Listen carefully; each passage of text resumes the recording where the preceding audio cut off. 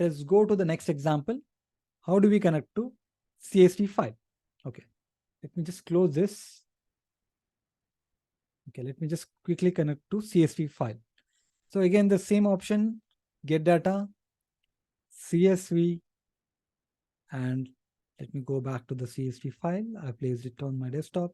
So I placed the CSV file called Global Superstore.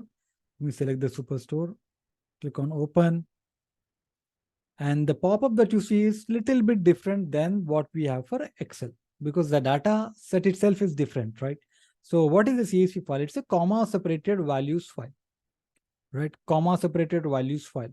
Basically, it's, there is a delimiter in the CSV file, right? So the delimiter here, it is a comma. So ideally, if you do, deep dive into what exactly is a CSV or a text file, it can be, the data can be separated with any other thing, not only comma, but colon, but semicolon, but space, tab.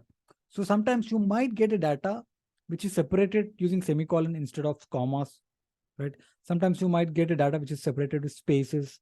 So that time you can use this. Automatically it will be picking it up, but automatically once you select that, it knows what the separator is basically.